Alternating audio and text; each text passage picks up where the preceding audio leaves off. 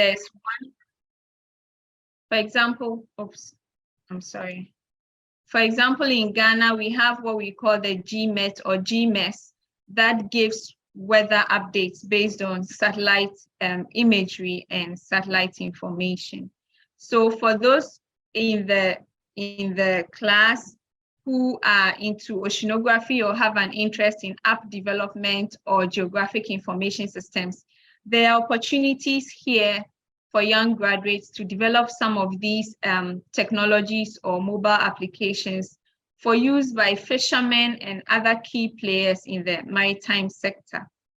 Then we move also to what we call industrial design, where we can also look at opportunities to develop better vessels, seagoing or for inland, and also develop fishing gears that give less, that cause less damage to the environment, as well as also robotics such as underwater vehicles, among other things, which are really in use in Europe and in the Americas. But we know that in Africa, we have a huge problem, mostly due to funding or government interest.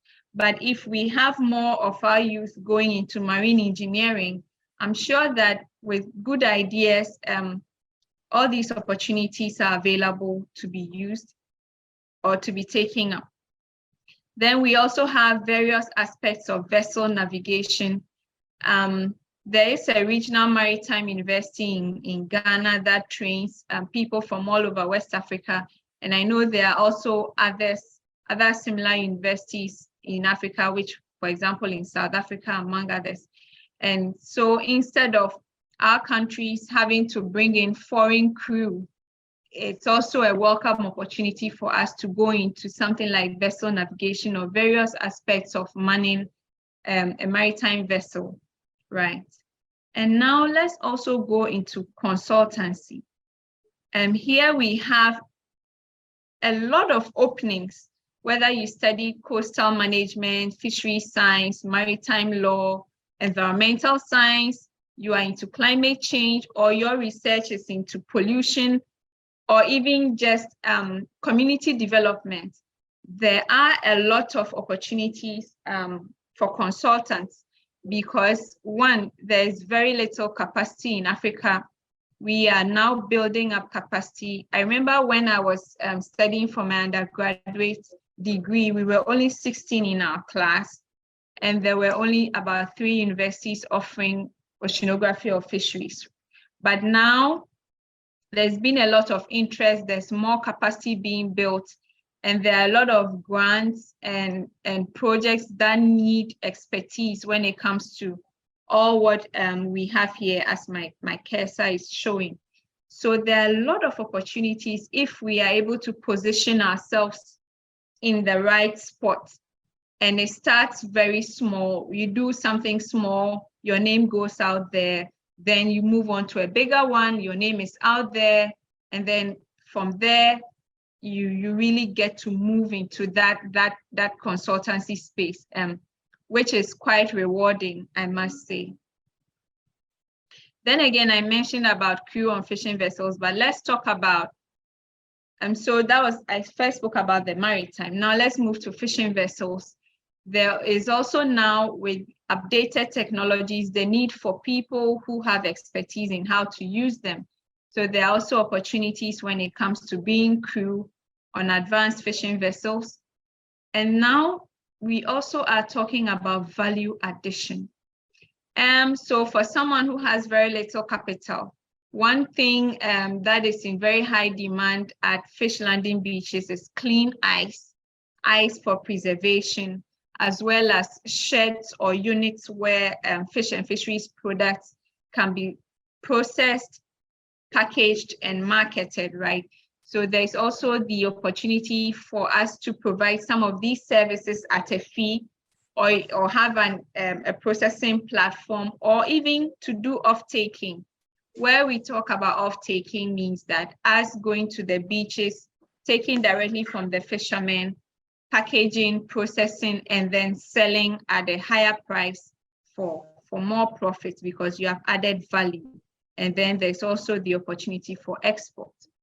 Now, I wish to say here that when it comes to fish export, especially for smoked fish, there's a huge market in Europe, but then there's a limit, or there are some requirements by the European Union, such that if the fish is smoked, you need to make sure that your levels of what we call PAHs, or polycyclic aromatic hydrocarbons.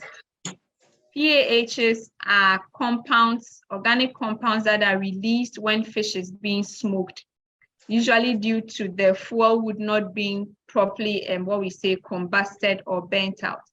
And these PAHs are carcinogenic, right?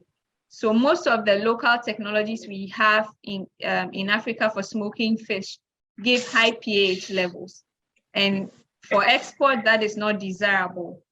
So for example, there have been efforts to develop new technologies that use less fuel wood and also emit less smoke, which makes for healthy working conditions, and also to enable export.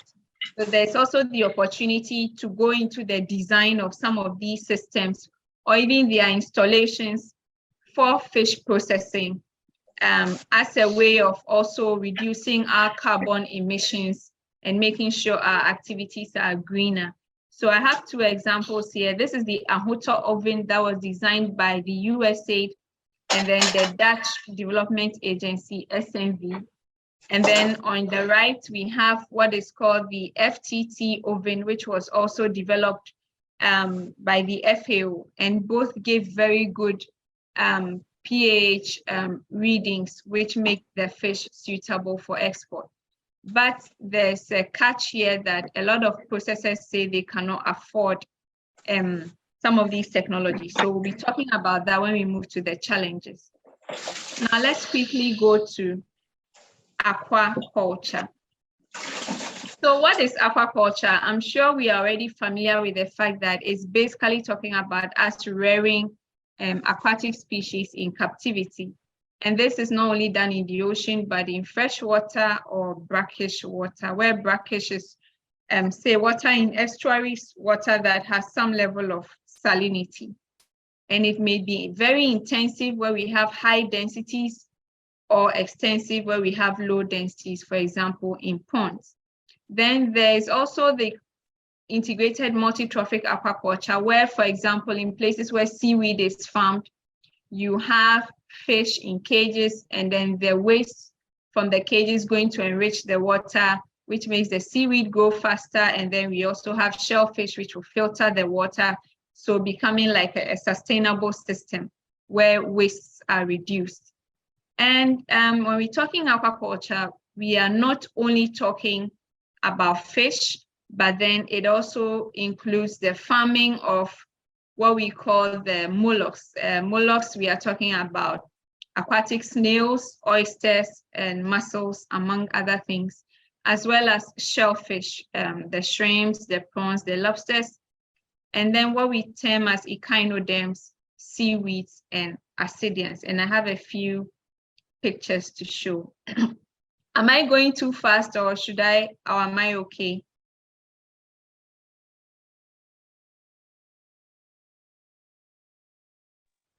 Yeah, okay. Am I moving? I'm okay. All right.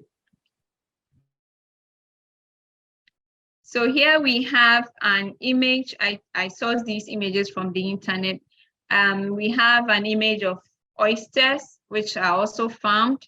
We have some shrimp, and these are sea urchins. I hope we are all familiar with them. If not, this is what we mean by sea urchins.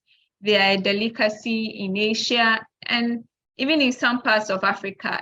They are roasted, and then the spines are taken off, and then the inner parts, when cooked, are eaten. Then we have sea cucumbers, which are also in very high demand in Asia. Sorry. And then we have cockles as well, which are also edible, in addition to fish, of course. Now, worldwide, there are about 600 species that are farmed. And out of these 600 species, 102 are mollusks, and then 37 species are algae. However, we'd like to say that aquaculture production in the past decade has really gone up, whilst capture fisheries has been declining due to overexploitation. Okay, so aquaculture is a new thing, is a new baby in the blue economy. We want to farm more fish to augment what's dwindling.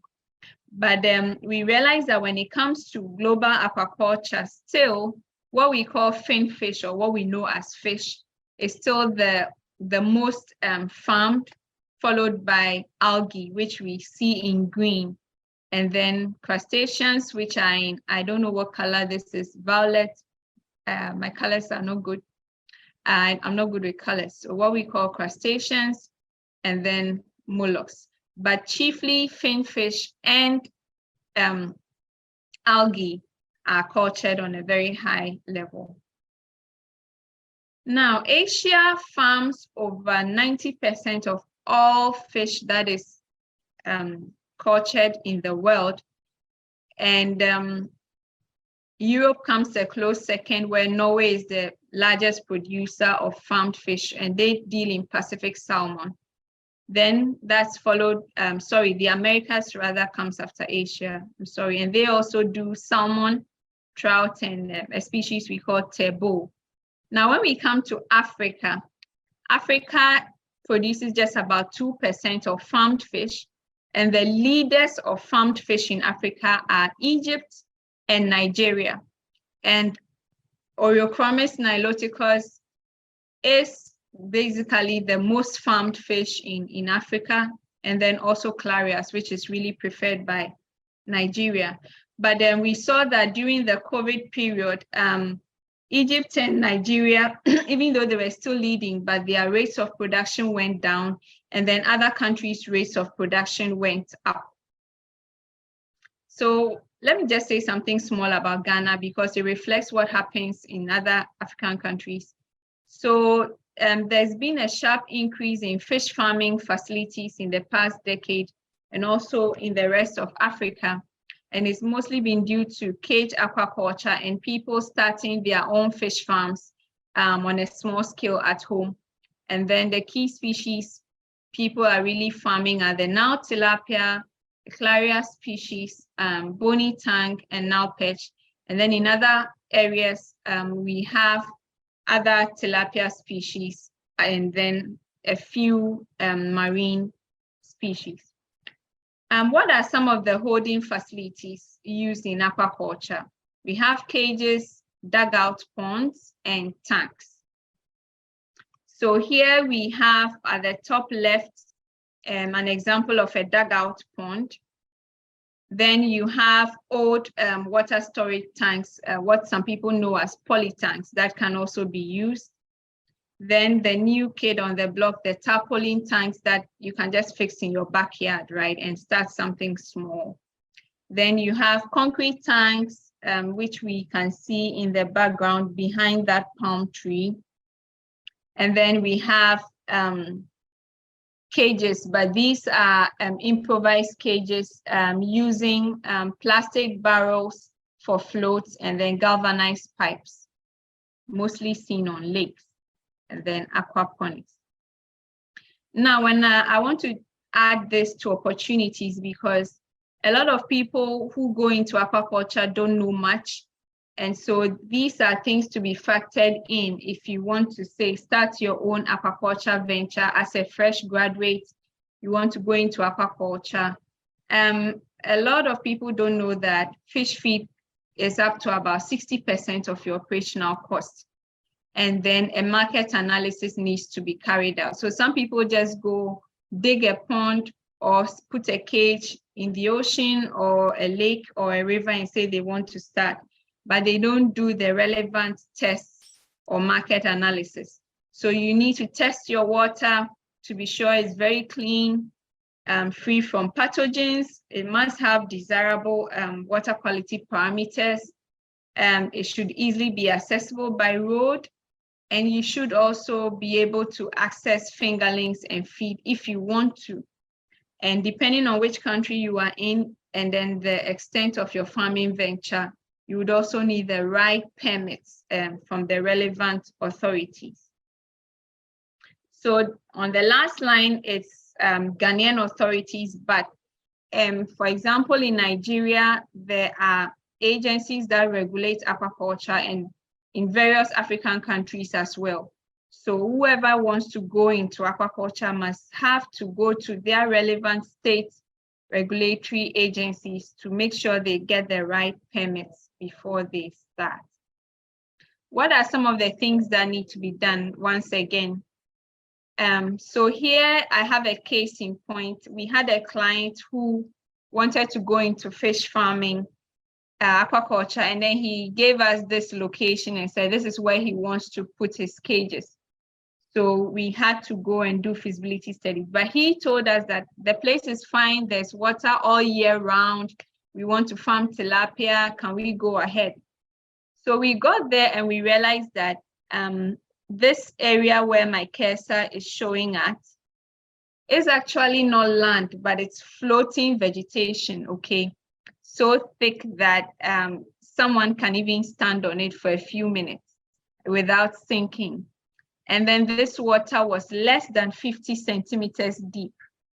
So clearly, if he hadn't asked for help and we hadn't gone to test the location, he would have wasted money on cages and realized that he couldn't fix them anyway. So we had to move to another water body, which is the Lower Volta River, and carry out tests there to see if that place was good enough. And now they have cages in there and the fish is almost ready to harvest. So it's very important to carry out water quality tests, test of the soil, know the land, and also register with the appropriate fisheries agencies, as well as carry out your projections and estimates before you start your aquaculture venture. People run into a lot of problems because they don't carry out the proper feasibility studies or needs assessments. And in Africa now, fish feed is becoming very expensive for a lot of farmers. Sometimes the feed is not available, and then there's issues with finance and accessing loans or credit. Now, some farmers want to formulate their own feed, but because there's no standard formula, everyone basically does what they want to do. But the FAO and then this agency called World Fish have come out with some manuals for farmers who want to produce their own feed.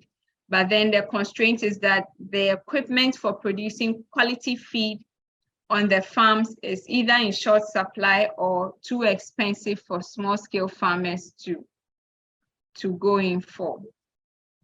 And then there are also challenges with post-harvesting processing and marketing, because some farmers harvest the fish, but then they don't really know how to go about the processing or marketing. So sometimes middlemen come and buy the fish from them at ridiculous prices, making them run at losses.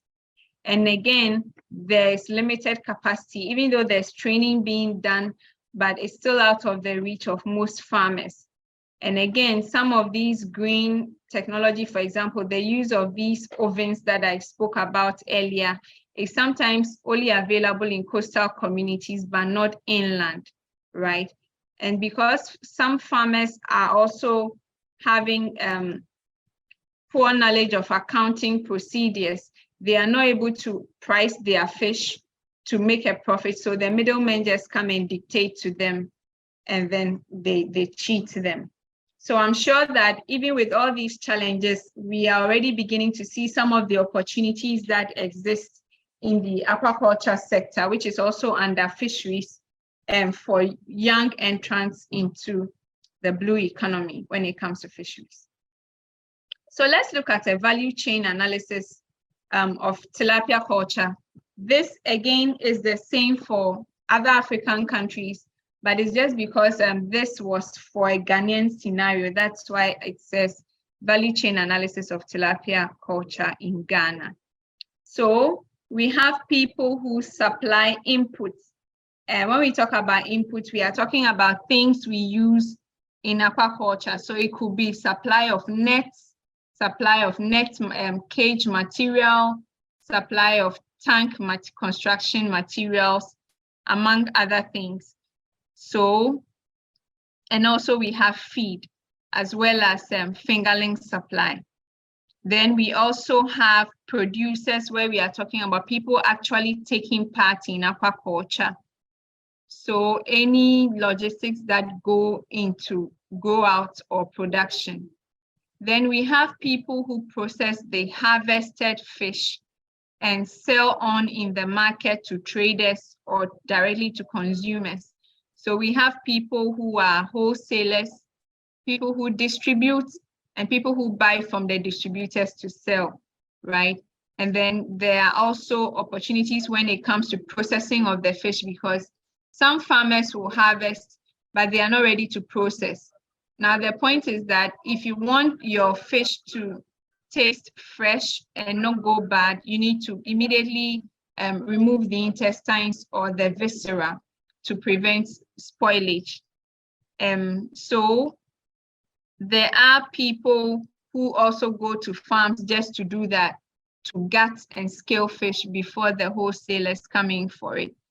And then we also, as part at the last end of the value chain, we have restaurants, hotels, and other people who sell fish, grilled fish, fried fish by the roadside for food. So already we can begin to see some of the opportunities in this sector, because sometimes farmers are supposed to go for their own input, construct everything by themselves, sell, and then also market.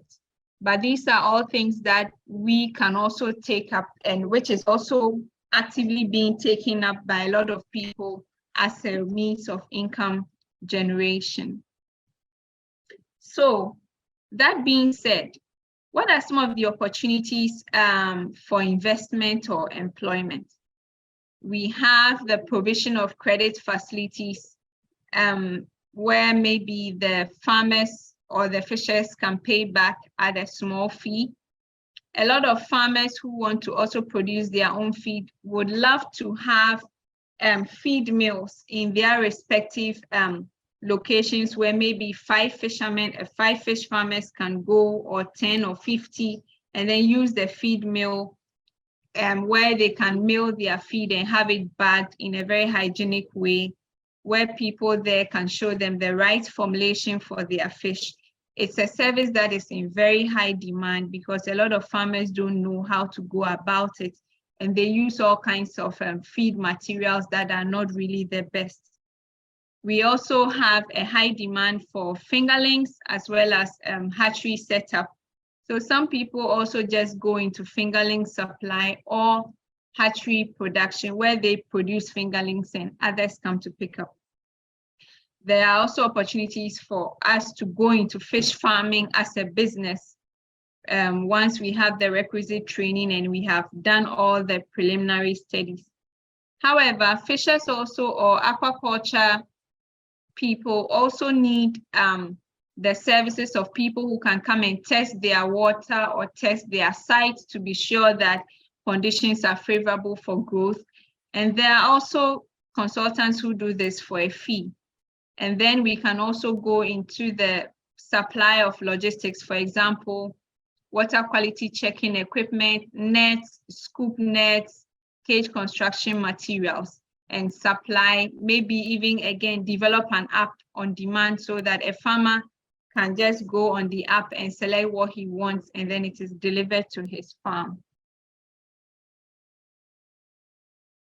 Again, we have people who also go around constructing ponds, but a lot of them don't have the technical expertise. So there's also a high demand for people who have the requisite know-how in how to construct ponds, tanks, or even cages, or even install them, because sometimes fish farmers need to fly experts from China or Turkey into their countries to come and install cages for them. Okay, and then there are also business opportunities when it comes to formulated fish feed using organic material or environmentally friendly, sustainable feedstuffs. For example, in Nigeria and Tanzania, Tanzania, and I think Madagascar, and also in Ghana, there are fish feeds that are being manufactured using the black soldier fly larvae as a source of protein, instead of relying on fish meal, which is a bit ecologically unsustainable. But with the black soldier fly, these can be made to breed in captivity, so it becomes like a sustainable system.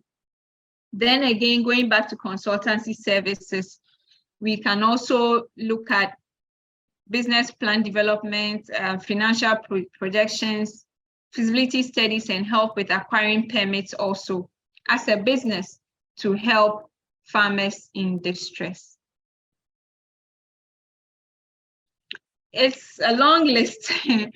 We can also look at the training of artisans to manufacture and also install some of these improved smoking ovens.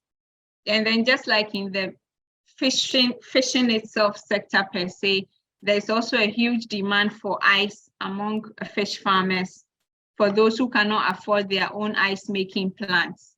Okay. And then there's also for small scale fish farmers, the rental of refrigerated trucks for transport of fish to market centers. Then again, value addition.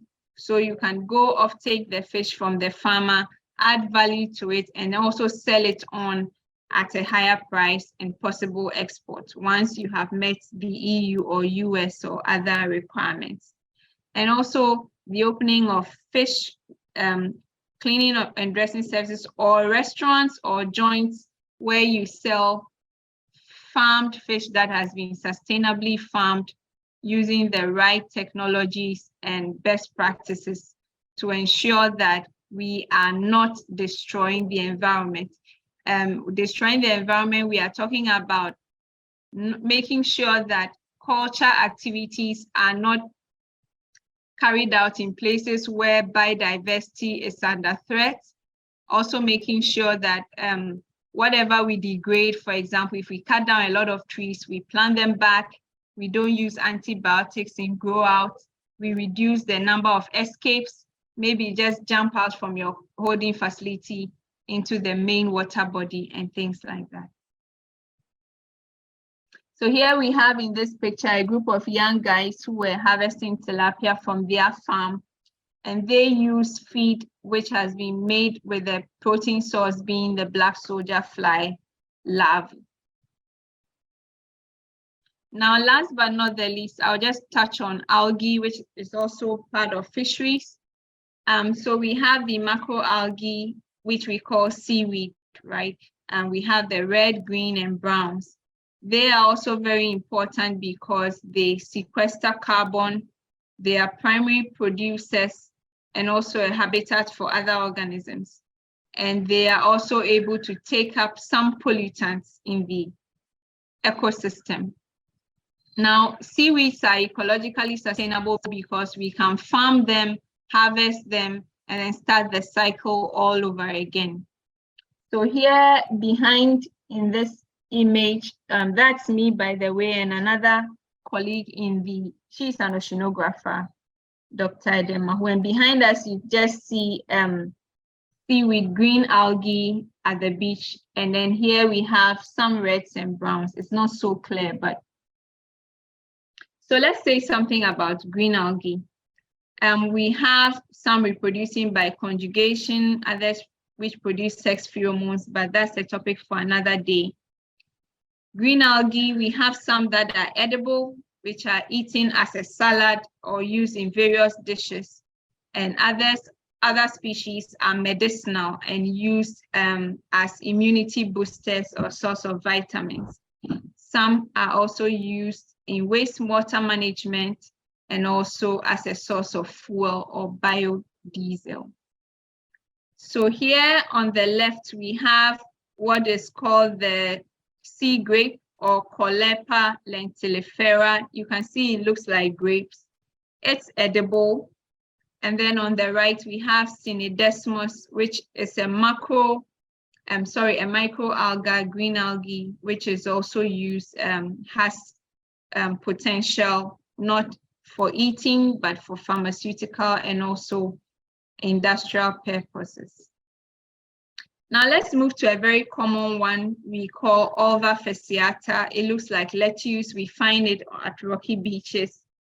It's very edible and eaten as a salad in Asia and the Pacific. And this is funny. It's abundant in Ghana, but no one eats it. Actually, we don't eat it here. It's not a cultural thing. So when we are talking about the blue economy, I just want to inject here that we also want to look at alternative sources of protein, right? So that we don't overexploit the traditional sources that we know. So maybe we could look at it, but I will see whether it's easy to do that or not. So quickly moving to red algae, with some being edible as well as containing high amounts of proteins and vitamins. And some of the species that are edible are Porphyra, Gracilaria, Euchumia, and Palmaria palmata as well. Yeah. Now, some of these red algae secrete calcium carbonate, and so we call them coralline algae. Now, some of the other red algae species are also sources of what we call carrageenan, which is a thickening and gelling agent. Now, for the ladies or even the men, sometimes you use shampoos and conditioners, and it's got this very creamy consistency, right? Or even paint to make it smoother for applying, even in toothpaste, ice cream, in some medicines, for example, in suspensions for antibiotics. When you drink them, you can see that it's got this creamy consistency. And most of these algae are source for carrageenan, which is one of those thickness used in some of these products. So for those of us coming from countries where seaweed is not something we eat, as in physically, we actually take in seaweed products more than we even know of. So on our left, we have an example of a red alga that's edible, and on the right, we have the coralline ones, which form coral reefs, which when dry are also used for ornamental purposes. Last but not the least, we have the brown algae, which are mostly found in colder countries, but we also have some species in our tropical waters. Serve as a source of food and habitat for several organisms. And just like carrageenan, some species produce what we call algin, which are also gelling agents or thickness, which are also used for industrial, medical, and culinary purposes. For example, agar is used when we are culturing bacteria, right? Sometimes they want to know which bacteria is causing which disease or which bacterium is present in whatever contaminated substance they find. Agar is used as a growth medium, and this agar is also made, or it's a product from brown algae. We have one which is a nuisance in West Africa called Sargassum, which floats from the Caribbean Sea, or the Sargasso Sea, if I should put it that way, which has potential for compost because it washes up on our shores. Here you have a shot of Sargassum. Just look at the numbers. It's a nuisance for fishes, but it's also has potential for use as compost or fertilizer, and also as a source of fuel. Then we have Saccharina latissima, the sugar kelp, which is also used as a source of what we call saccharin, or a sweetener. And then we also have the giant kelp here, which grows very fast and very, very high, Macrocystis pyrifera. Now, the major seaweed producers in the world, we have Indonesia for industrial purposes, Japan, China, Korea. And in Africa as well, we see a lot of seaweed being cultivated in East Africa, right? And so Tanzania is Ghana's leading producer of seaweed. Sorry, not Ghana, Africa, I'm sorry. Producer of seaweed. And it's mostly Jemimah species and Kappa ficus that is found.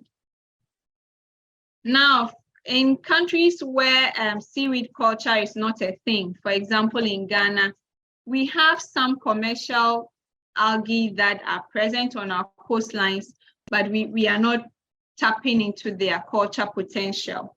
So it's very possible for those of us in some of these countries to go into culture of algae, marine macroalgae.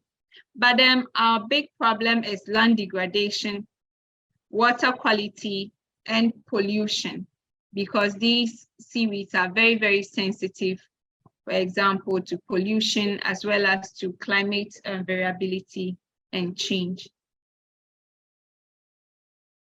What are the challenges for the blue economy in Africa? And I'm wrapping up. There's a huge demand for capacity and know-how, which is being sort of augmented in recent years, but there's still so much to be done when it comes to research and teaching when it comes to various aspects of the blue economy. So we need more and more capacity to be built, more and more people graduating from various sectors of the blue economy. Then another big challenge is climate change and variability, because it's like a lot of times we are not prepared. So for example, we saw that this year, weather patterns have changed, but very few people even know that it's due to climate variability or ENSO. How do we mitigate some of the effects of climate variability? How are we mitigating climate change? Because the effects of climate variability have been increased due to climate change, right? Another issue is access to funding for startups and also for acceleration, because we have young graduates who have ideas within the blue economy sector, but then access to funding is a problem. Sometimes also, we know what should be done to help in sustainable management of our resources, but there's poor enforcement or poor political will. And then we also have the huge issue of the open access nature of our fisheries and aquaculture. Everyone can just get up and do whatever they want without any fear of retribution. And these are not making our fishery sector sustainable. Also, governance has mostly been top down. So it's always do this, do this, do this. And it's only been in recent times that the voices of fishers and people at the grassroots is being heard. And for that, we need to keep building capacity so that we can deal evenly or we can deal fairly with all players in the value chain. There is also high fishing pressure and some level of gender disparity, which we need to bridge. Work is still being done, but there's still more work that can be done. And here we have opportunities for us to go into community liaison or gender studies with regards to the blue economy. Then there is also IUU fishing, which is illegal, unregulated, unreported. I may have mixed it up, but yeah, but fishing that's illegal, that is not reported, and that's unregulated. We have foreign vessels coming into our waters and then under the cover of darkness using modified gear to take a lot of fish species, and that is also depleting our stocks. And we are hoping that institutions will keep being strengthened so that this will be a thing of the past. Other challenges are a loss of habitat, biodiversity threats, and then we are also seeing, for example, this smuggling of foreign species for aquaculture purposes, which when introduced sort of lower the numbers of the traditional species we have in our waters. And this is happening on the blind side of regulatory authorities. And also in the maritime sector, due to the large volume of vessel traffic we have now, some of these species are coming from the Pacific Oceans, and even the Indian Ocean, hiding in ballast water. And ballast water is water that is pumped into ships to make them more stable. So for example, the ship didn't really have a lot of load, so it pumped in ballast into its hull to make it more stable. And then maybe it gets to an African port or harbor, and because it now has to take on cargo, it would discharge that ballast water straight into the harbor. And if there were any species that survived the journey and they are offloaded into water where the conditions are perfect, they begin to multiply and at a point even outcompete the local species that were in that water body. And then there's also pollution. Now we are having to deal with microplastics or even plastic waste in our oceans and in our water bodies. And then in Ghana, for example, we have a very big problem on our hands currently where there's illegal mining being done right in our rivers with the discharge of heavy metals like mercury and arsenic, among others, that have led to a total wipeout of species in some of our major rivers, and also an increased silt load. So all these things are also challenges to sustainability, right? Because we want to harvest, but we are polluting, so we cannot harvest.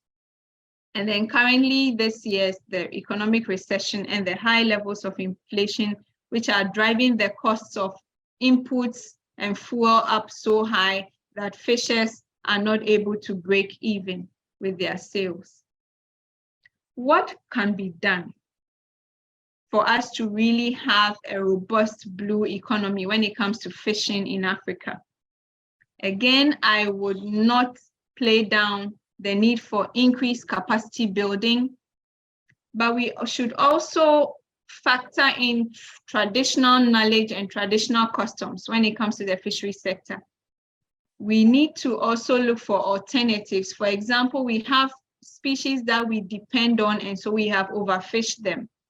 Can we look at other species that are not overfished, but which can equally be good sources of protein so that we sort of reduce the pressure on some of those overfished species?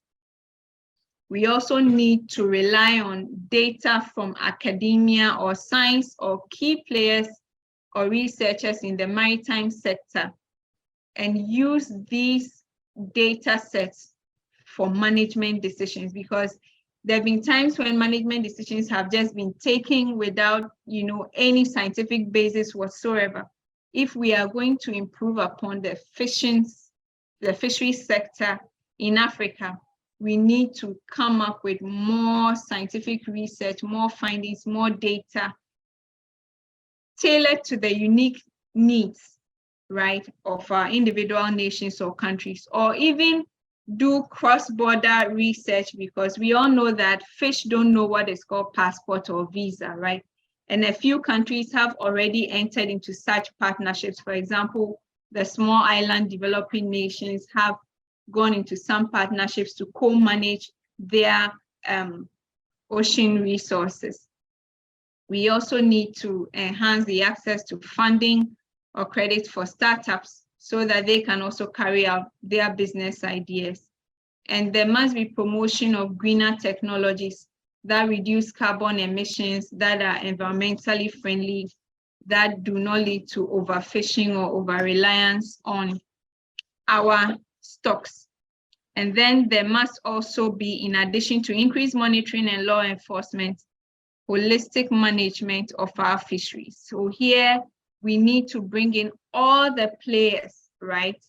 All the key players in our value chains or in these various sectors, from the farmers, the growers, input suppliers, fishermen, local leaders, chiefs, religious leaders, and even consumers, so that whatever decisions are taken towards blue economy are not just going to favor a few businessmen or people who have money, but to make sure that there is equity and fairness and justice so that everyone's voice is heard. On this note, I want to say a very big thank you for your time. And I'm ready to take any questions and comments. Or if you want me to go back and explain anything, that is fine. Thank you very much.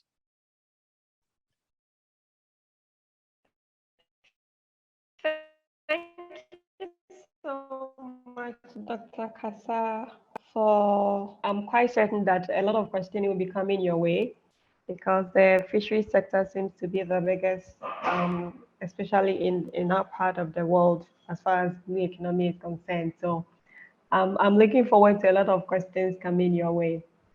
So thank you so much. We would have about 20 minutes to take questions. So please, let's have your questions now. Dr. Kasa is ready.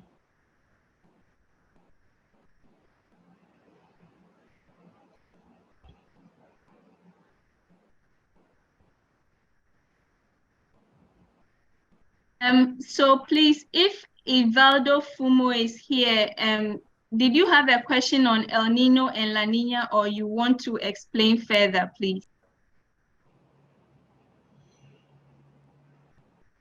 So there is a hand up from Hassan, Dr. Kasa. So maybe we can take a question from Kasa and afterwards Ivaldo can come in, if that is okay with you, ma'am. That's fine, please. Okay. So Hassan, please go ahead. First, thank you, Doctor, for your explanations to this topic, and I really appreciate the way that you presented and briefly given information. My question goes to what you said. There is overfishing in Africa, and as well as there is IUU fishing or illegal, unregulated, unreported fishing. I know that it exists, and overfishing also exists.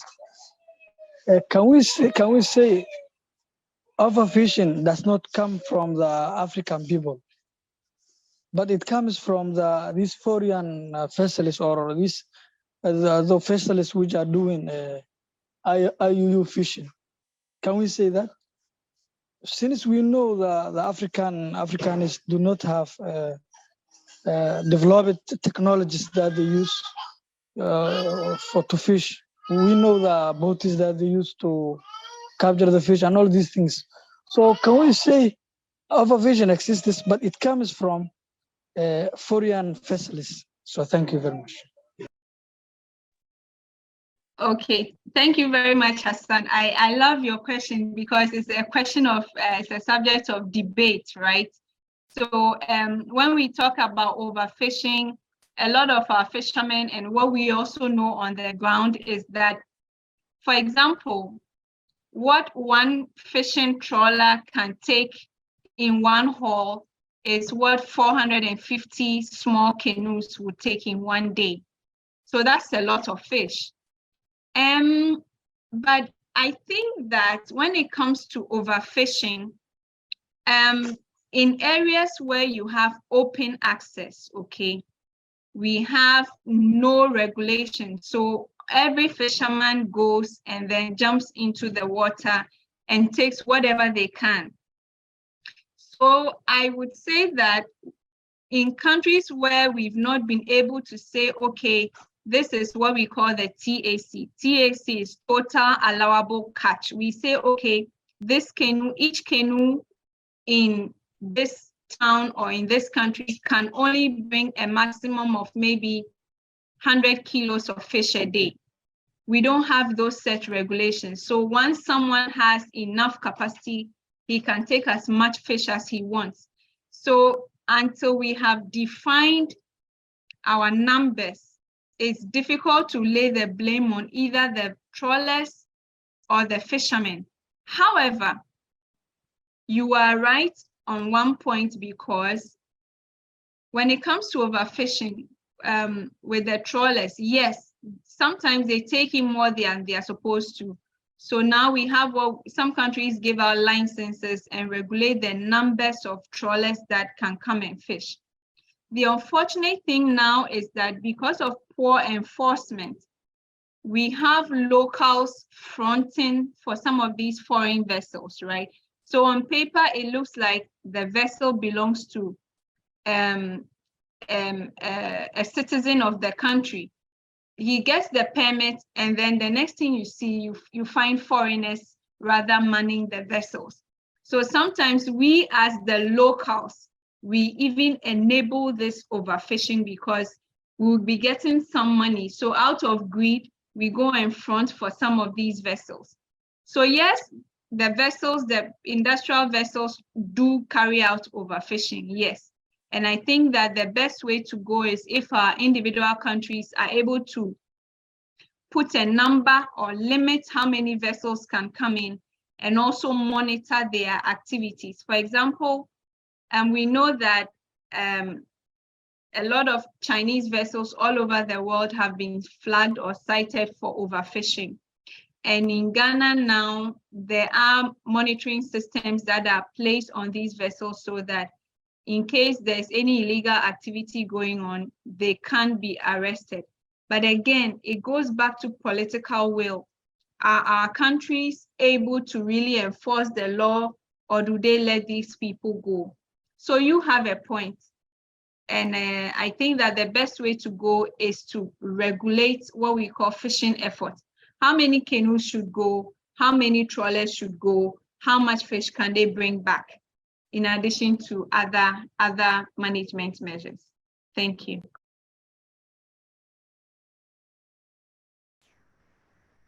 Okay, thank you. Hassan, I hope you've been answered.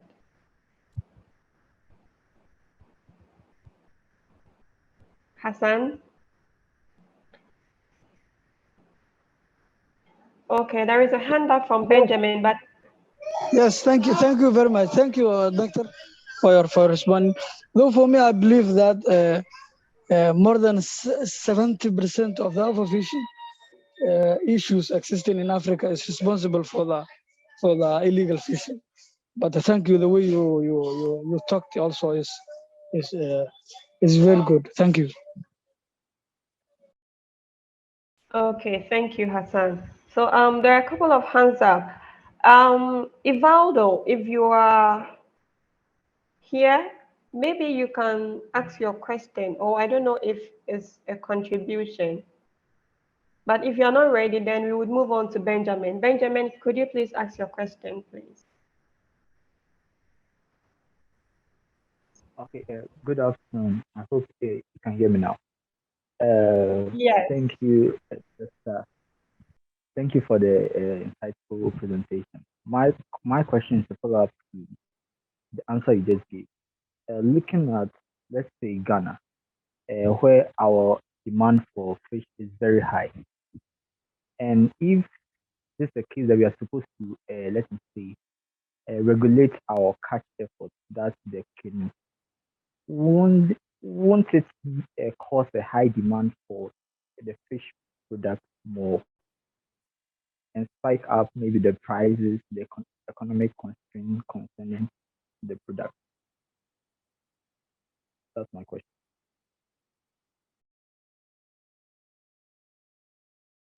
Hello, please, Benjamin, are you done with your question? Yes, please. Yes, I think that, of course, if we regulate our catches and our landings, the market will react. But, you know, currently the fishers for the past few years, they were not even able to land as much fish as they used to due to, you know, we've had issues with decline due to overfishing and other various factors. Now, the thing is that we want to reduce that increased effort. So in effect, the landings will be regulated such that we will have sustainable levels or numbers. So for now, if we keep up with whatever we are doing, our numbers will still decline, even though we've instituted the closed fishing season in Ghana to try to arrest that. So for the first few months or years, the market will suffer a shock. But once we are able to stabilize and then our landings are coming in those sustainable numbers, then the market will have to go back to what I say default settings, where everyone brings in enough fish and we are not overfishing, and year on year, we have a steady stream of fish coming, and not what we are having now that fishers go and don't bring anything and all that.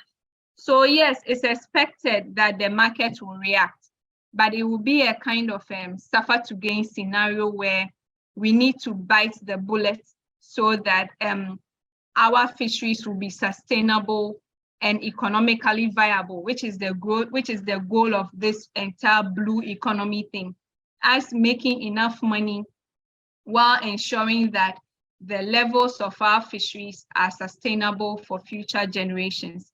Yes.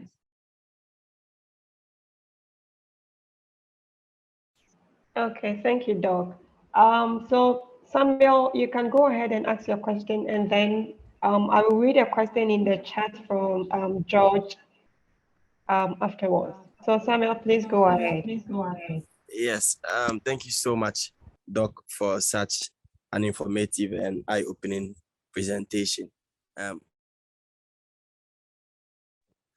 Hello, yes, my background is in oceanography, and it's exciting that you spoke a little more about the seaweeds, because currently my master's research is focusing more on seaweeds, because it is interesting to know the relevance of seaweed, actually, the medicinal purpose and all that. But I have also come to understand that it is also one of the mitigation ways of climate change, because seaweeds, I understand, help so much in carbon sequestration. So even as I speak, my master's research is currently focusing on large-scale seaweed farming, as removal of carbon from the atmosphere.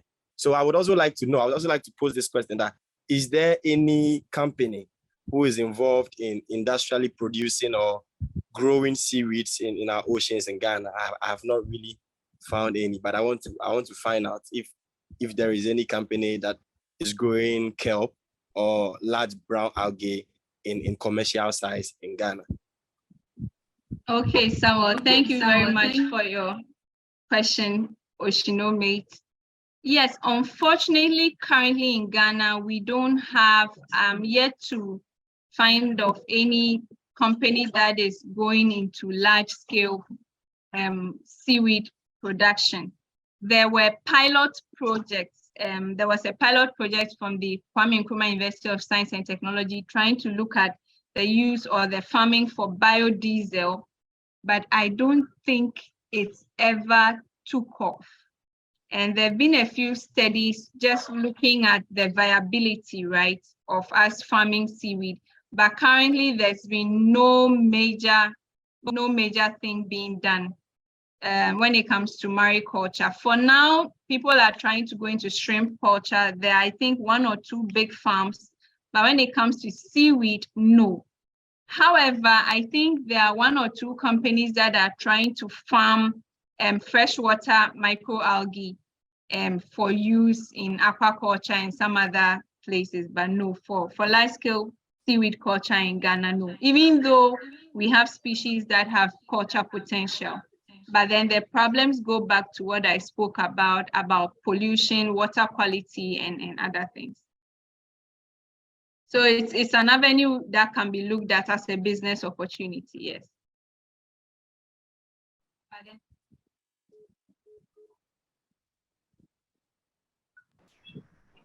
Okay, Samuel. So you can just indicate in the chat if you've been answered. So Doc, there is a question here from George in Nigeria, and then George is asking that you spoke about IUU fishing. Can you please re-highlight on violators that has been caught?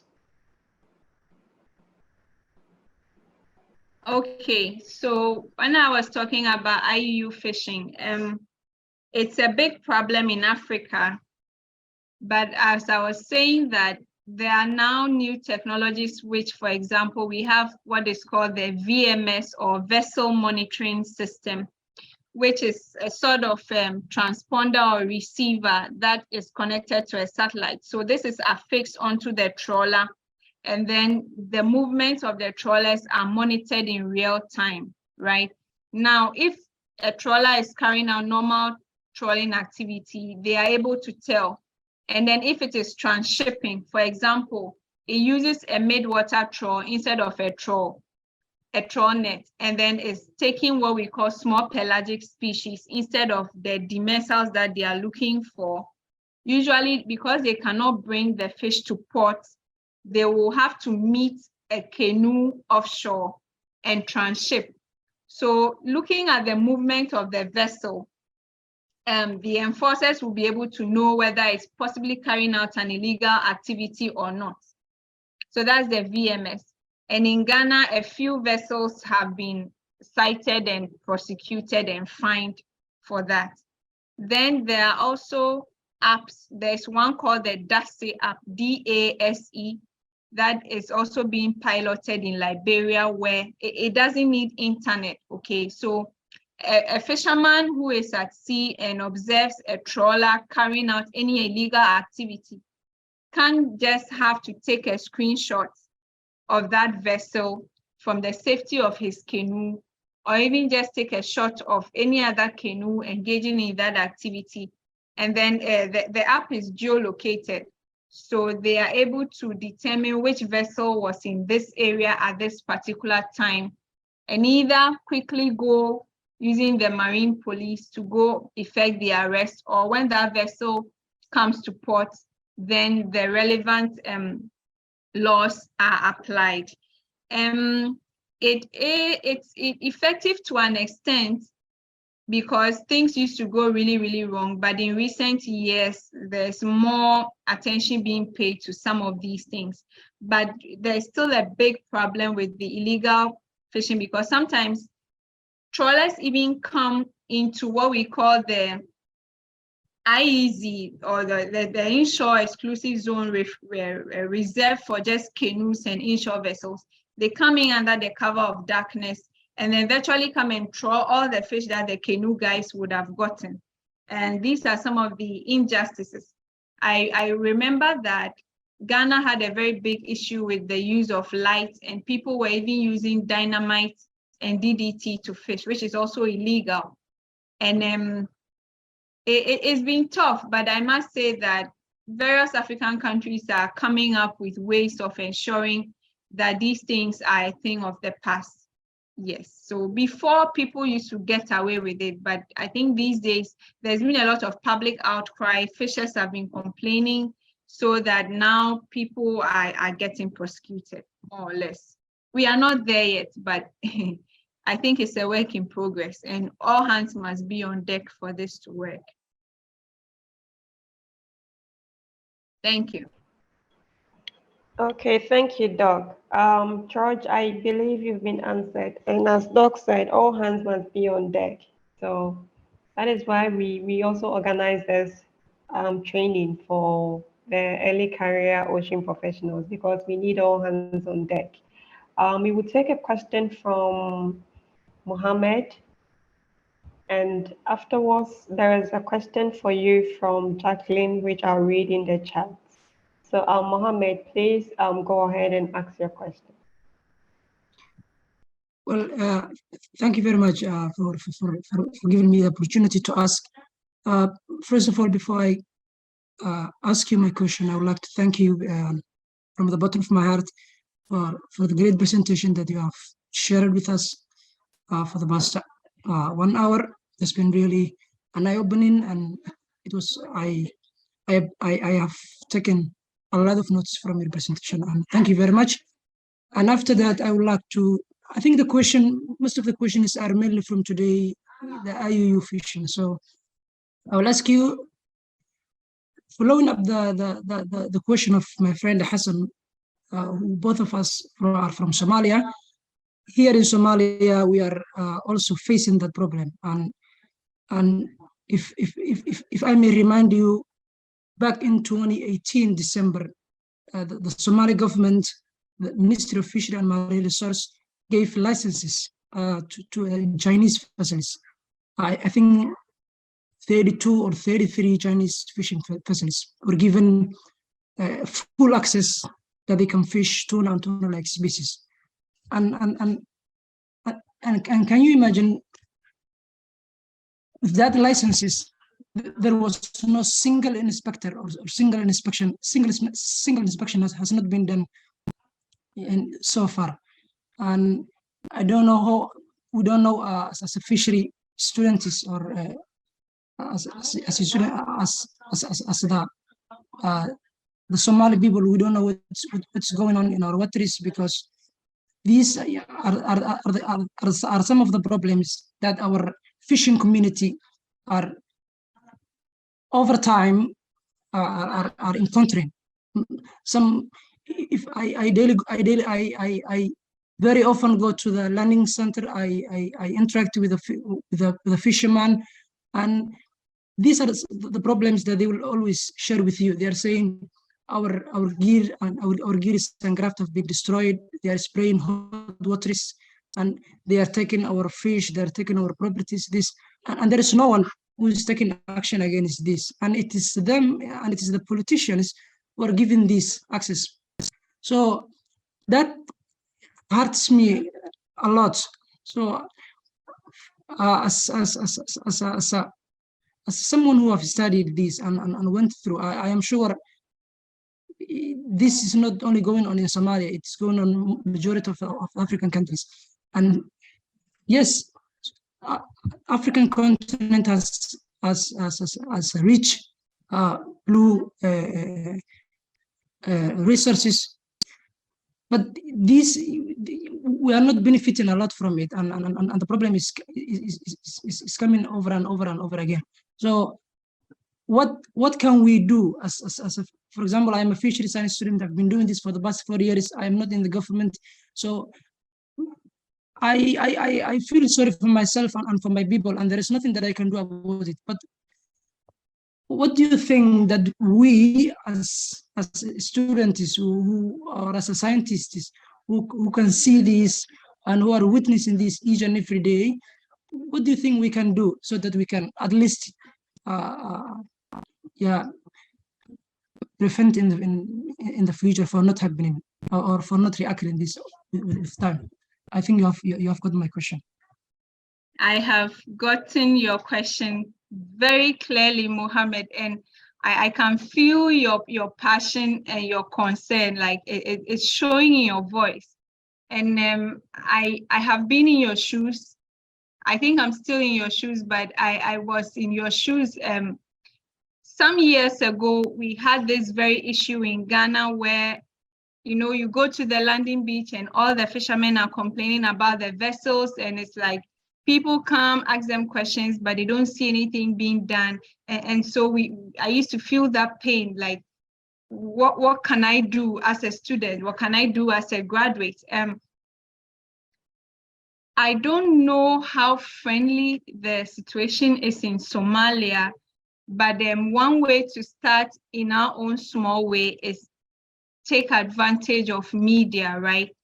But we have to know how to write so that we don't step on the wrong toes, but we write so that we appeal to people's conscience. So we are not writing on an angry tone, but you see the same passion that you asked this question. I love to talk on social media. I love to write on social media.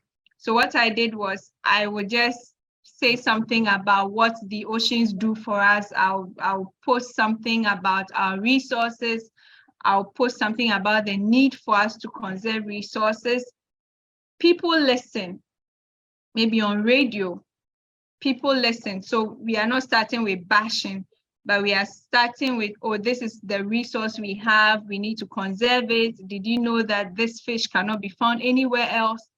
From there, people start listening and people start asking questions, and then other people take it up. And then once they know that you are one of those small voices that is saying something, when any opportunity comes for a greater engagement, you will be looked for, you'll be asked questions, and then it becomes a step towards reaching the powers that be. In Ghana, we felt very helpless. So I remember I would write a few things in the newspapers, and 1 or 2 radio stations will call, and I'll say something. And then from there, it started building up, but it took a lot of years. And then it also had to take a lot of foreign agencies to even come and sort of literally say that, look, you guys are not doing the right thing. If you don't do the right thing, this and that will follow. So it's not an overnight solution, Mohammed. And I just want to tell you that please don't let this love and fire die down. Just keep that love, keep that passion, keep interacting with the fishers, so at least they know that somebody cares about them. Sometimes the fishers themselves, and it's happening in Ghana, that the fishers have formed associations and gone and said, we want our voices to be heard. We want our voices to be heard. And they've had people lead them so that they can, sort of engage in some consultations. And I know it's difficult, but all I will say is keep on doing what you are doing for now. Keep on that faith. Keep educating. Even if you think the trawlers are not listening, just keep educating. And one day, inshallah, a light will come and things will get better. We are all young professionals, and I know that we have all been placed in these unique situations because we can make a difference in our own way, one day at a time. Thank you.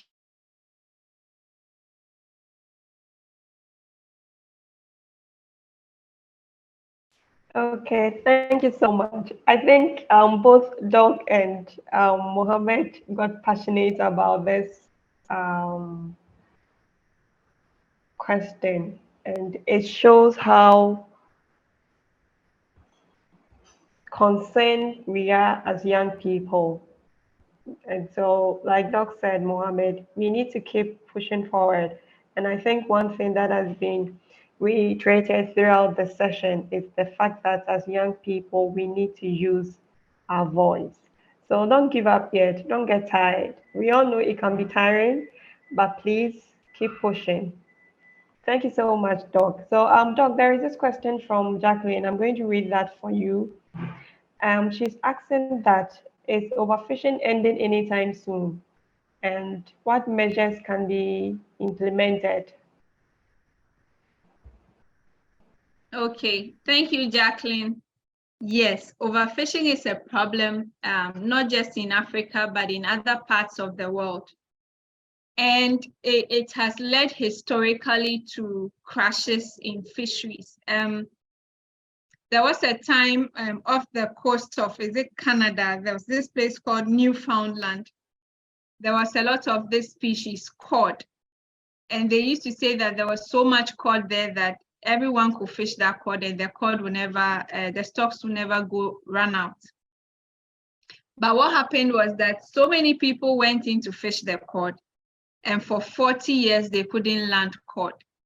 And that was what now made some of the European countries now come up with stringent measures to make sure that they exploited their stocks sustainably.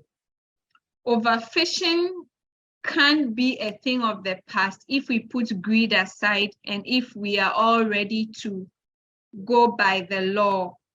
It will also end if we are able to make sure that we hear the voices of those actually carrying out the overfishing, or those who may feel like, well, if I don't go and take everything, my friend will also go and take it. So that's where the blue justice issue comes in, where we make sure that everyone's voice is heard, so that as we craft the policies, everyone knows that, okay, this is the way forward, without someone feeling that they weren't consulted or their input was not taken into consideration. So for us to end overfishing, so when we say overfishing, we are basically using more vessels, longer or bigger nets than we are supposed to, such that we are taking out more fish than the system can replace itself, right? And that's happened in a lot of countries. In Ghana, even Senegal has gone to that brink, even though it was a fishing nation. So yes, we need to issue licenses and regulate exactly how many trawlers we can have in our waters. We also need to put a cap on how many artisanal canoes we have. We need to put a limit on even the sizes of the nets, right? Because if I say you can only use one net, somebody's net stretches for maybe just 20 meters. But some drift gill nets can go for as much as 2 kilometers from one vessel. So there is no equity or fairness in the game. So we can only end this if we are fair and we come and say, okay, for this vessel, we are only going to accept nets up to this length, this diameter, this mesh size. So it's all about the right regulations, the enforcement, and also stakeholder consultation. That is the only way we can end overfishing. Other than that, the greedy ones will always go in and take out whatever they can. Thank you.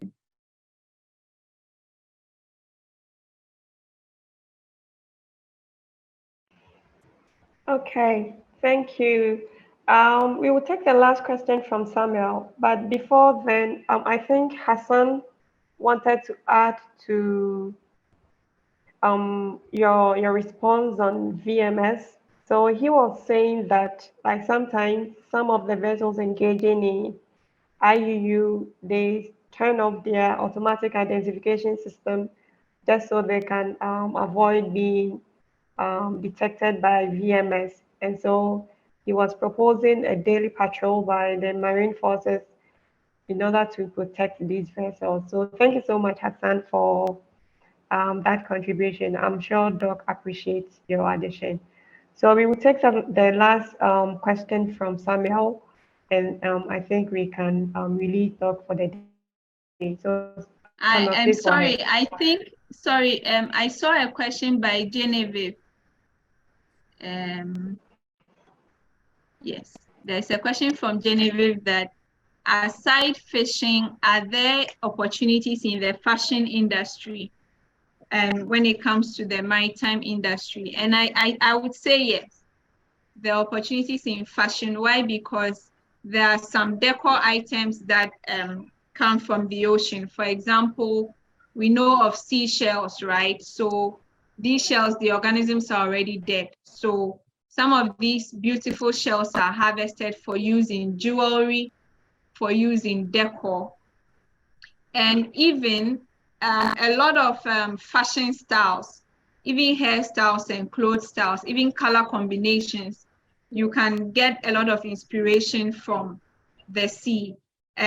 You find that some dresses look like the mantles of what we call nudibranchs or sea hares. You have some very beautiful color combinations of corals or even fish that people look at and used to design clothes.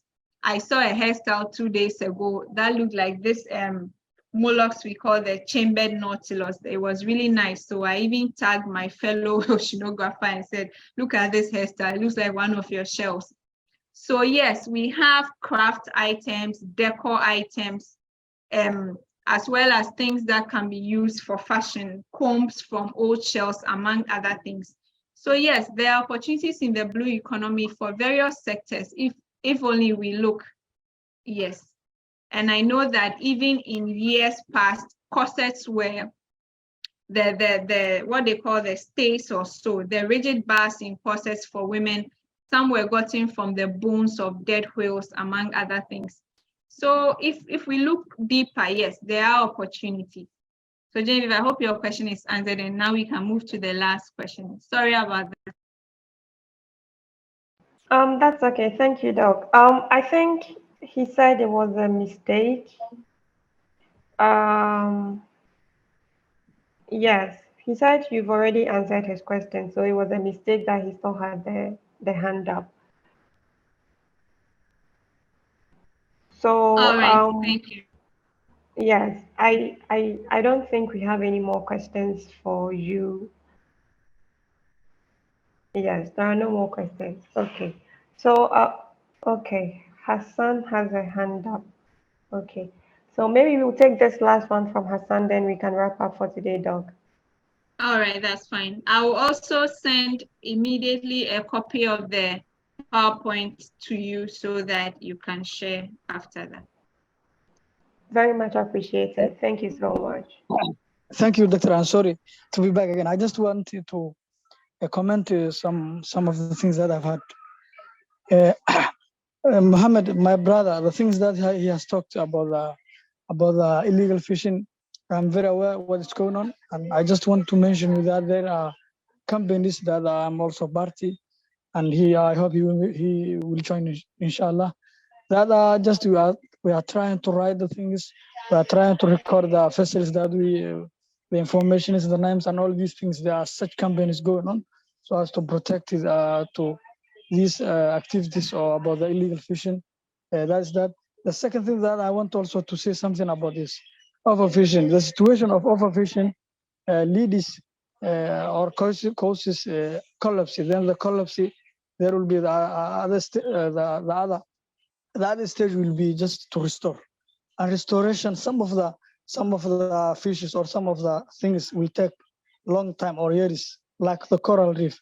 You know, the coral reef takes years to just grow up and become how it is. Yeah. So the best thing that we can do is conservation, to just protect these wicked actions, to conserve. So, and we have to also, the other thing that also I want to mention is, these people or these vessels doing the illegal fishing, they always try to just fish there, not to be seen by anyone, to do their own activities, and it is industrialized facilities. The activities that they are doing, even we cannot do in African countries. So, and we do not have the technologies and the things that they have. So the best thing, or and even if you say we will do VMS or vessel monitoring system, they will try to just turn off, as I mentioned, their AIS system. You cannot even identify whether it stays your territorial or not. So we need to just do the patrolling and these things, and the conservation is the best technique. So to restore these fishes, it will take longer, or we may not. You see our ability in Africa. You see how weak we are. We cannot just think and just restore or do these activities. So for us, it is better to just conserve and protect these. So thank you very much. I just want to say this. Thank you too, Hassan. Very good points. You are perfectly right. Thank you.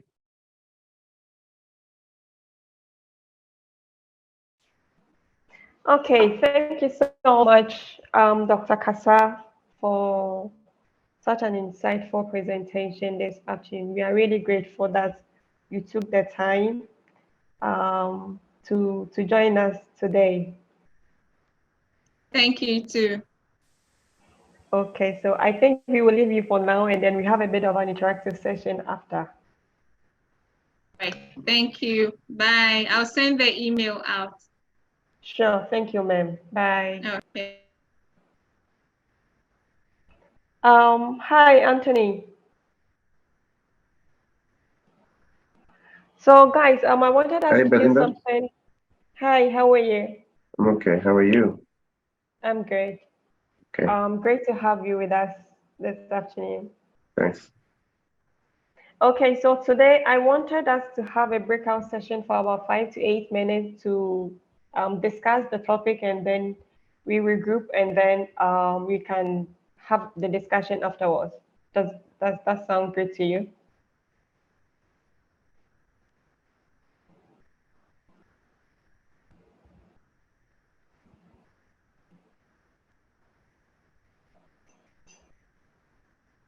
Hello.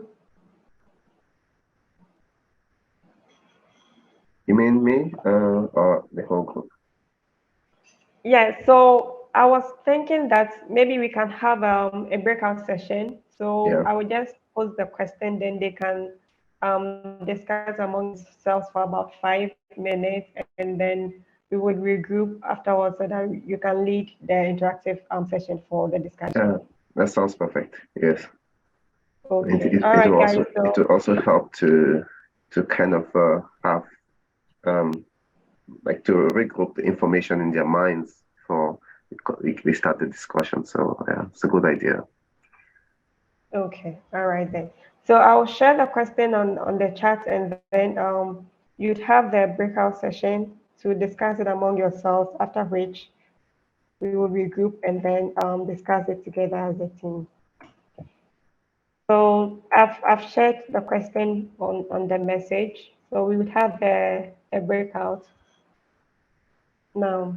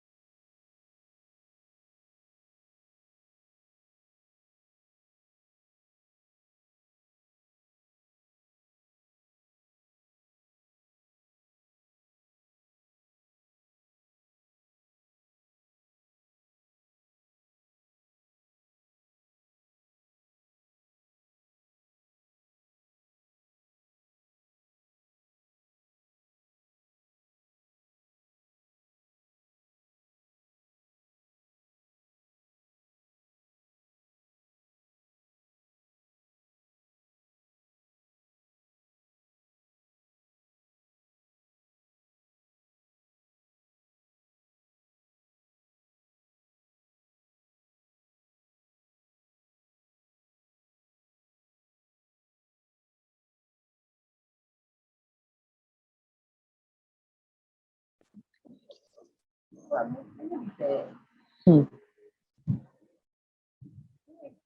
mama.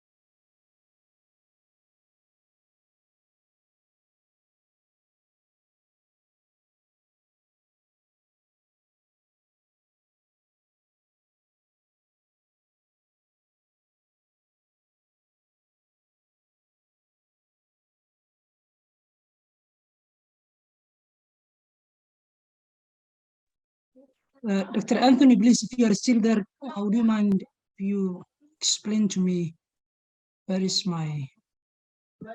which room do I have to go? Because I don't see.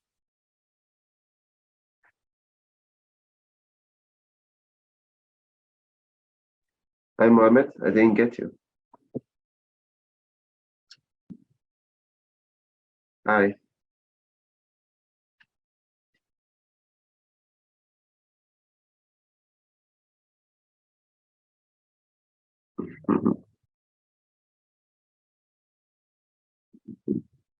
Mhm.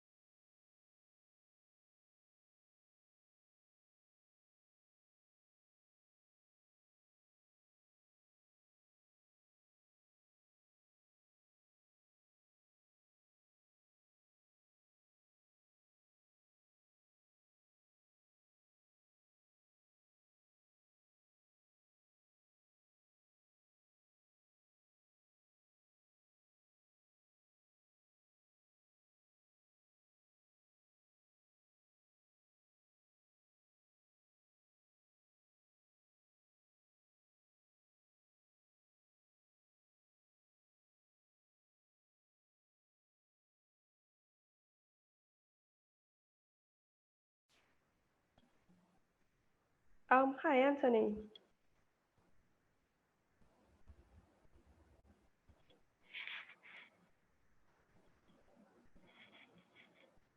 Anthony, are you there?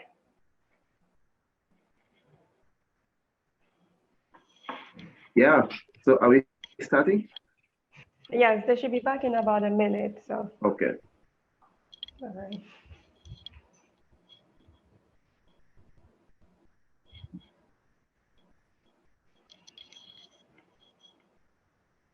Um,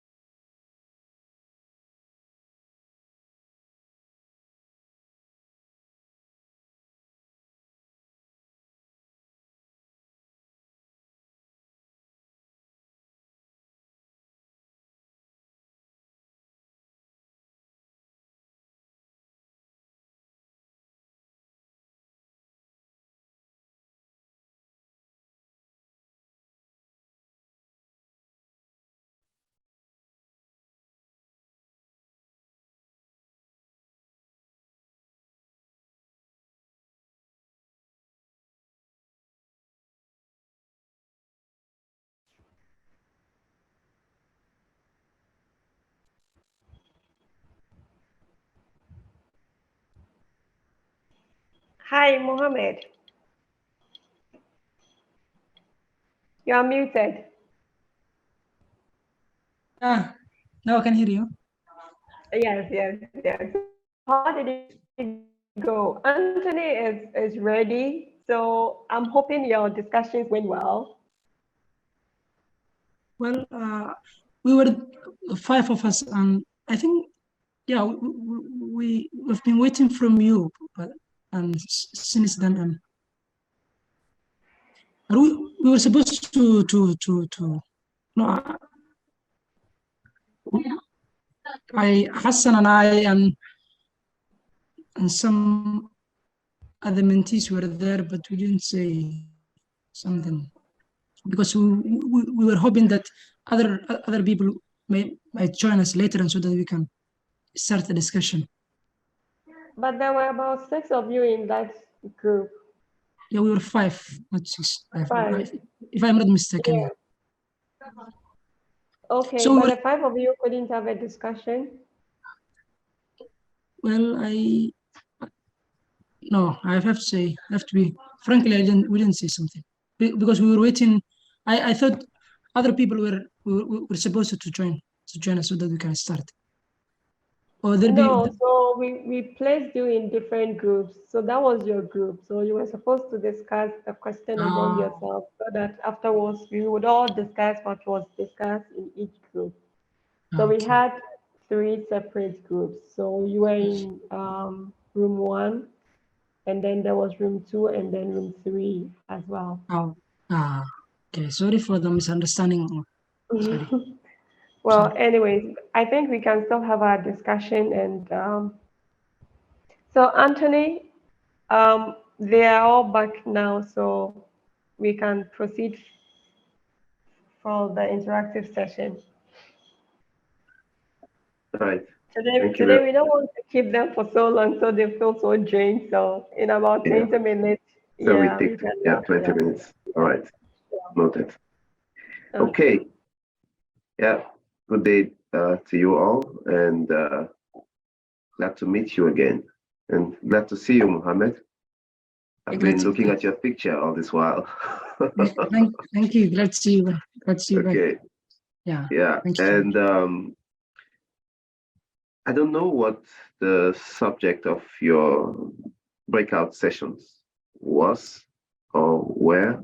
So I don't know if you guys would like to start by maybe telling us some of the things you came up with during the breakout session. Just probably one of you just own up and tell us what did you arrive at, and what are some of the things you discussed about,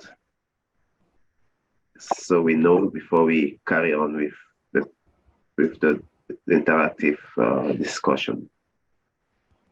It was actually the same question. It was Okay. the same question, but they were supposed to discuss it among themselves and afterwards come so that we would have different perspectives on the question. Yeah. All right. So we have different groups, right? Yeah. So we have 3 groups. Okay. So in that case, any of the groups can decide to start. I know Mohammed and his group probably didn't have any discussion, but I think in this session now they'll have the opportunity to tell us what they think about this topic. So before I go into saying anything, I would like to know what you guys think in your various groups on this topic, the science and technology which can support the achievement of the blue economy development in the fishery sector. And we know that the fishery sector is the core of the blue economy in Africa as it is now. We're trying to diversify and bring in other sectors, but still the fisheries is still at the core, and I believe should remain at the core, because in fisheries we have food, in fisheries we have economic growth, we have jobs, and so that's quite important. Okay, so Samuel, you can go first. Yes, so in our group we had the discussion, and I believe that it is very important that we have a regulated and a fishery sector that is more, or there is more enough reports on it, because IUU is a problem in this country. I remember I told my group that a few months ago, or about a year ago, EU flagged Ghana with a yellow card as a country that is not cooperating with international standards when it comes to illegal, unregulated, and unreported fishing activities. And it is very important that we regulate our fishing industry. So I mentioned that it takes only little to just enter our waters and start fishing. For example, when it comes to the artisanal boats, all you need to do is to get a carpenter and be able to get your canoe fit for the waters. I'm not quite sure what the licensing and procedure is, but I know it's not quite tedious. So I think that we need a fishing industry that is well regulated and reported. For example, I believe that I know that for the industrial trawlers and the industrial fishing vessels, they have AIS and VMS and all that can track them as well. But for the artisanal, I don't believe we are able to have I don't believe we have a data set that tells that we have maybe 20,000 canoes, or we are able to monitor to know in this particular day 5,000 canoes are shipping. This person is on this latitude. This person, there is not much data we have on that. So I believe that first of all, let's start from the smaller fishing vessels, because most times we push so much blames to the industrial and the fishing vessels, but we also have to understand that these small artisanal fishers also have things they do, like using chemicals, using different mesh size, and they do other things that also impact our fishery as well. So first of all, we have to be able to find a way to monitor them as well. If it is about putting AIS or something on board, or GPS or something that we can monitor them real time, and then we can move further up the chain to the industrial trawlers. And one of the problems that, for example, when I was doing my undergraduate, I did oceanography, and my final year dissertation focused on ship detection tools for fishery management. So we were working so much on SAR data, where we use Copernicus, and then we try to find out ships in there, and then we match it with the AIS data for that day, and we know which ship is in this area at this particular point and all that. So I know that for the industrial trawlers, there are AIS on board, but we also understand that one of the problems is that most of them can alter their, it's technology. Most of them, if they know they will engage in some transshipment and other illegal activities in our territorial waters, they can just alter their AIS system, and you will not be able to actually track them and all that. So I think, first of all, we have to find a way, use satellite data to monitor these fishing activities for both artisanal and the industrial trawlers in our territorial waters. So we have to invest so much in technology so that we can monitor them real time. That is of great concern to me. And also, we should have some protected areas, as I mentioned in the group, as we discussed, in Ghana as well. We've had some close seasons recently in Ghana because of overfishing and fishers complaining about not really having enough. So we've had some policies.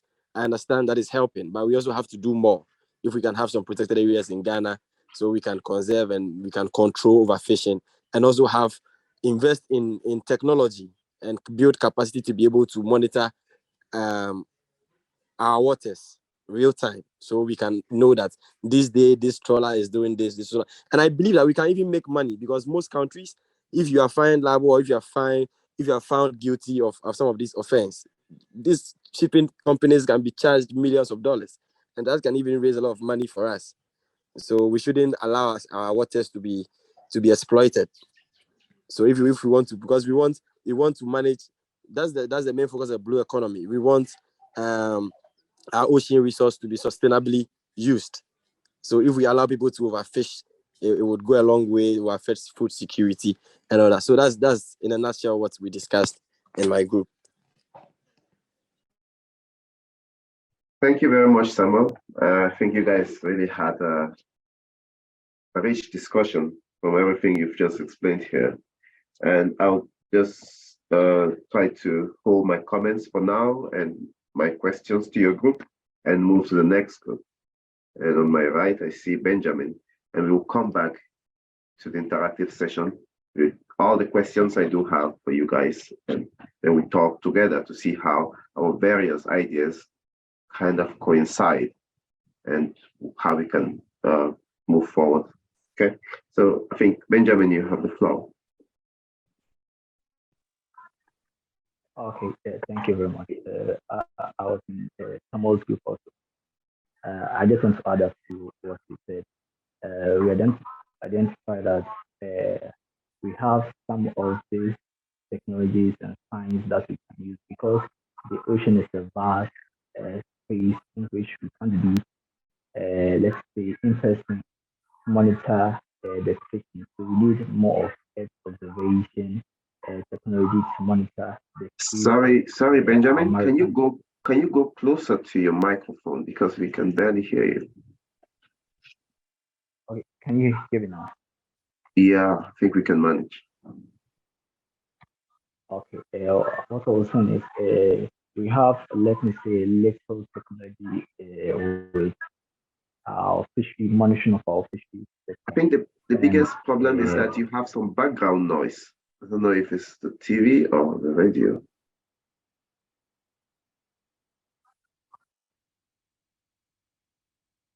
Okay, is it okay now?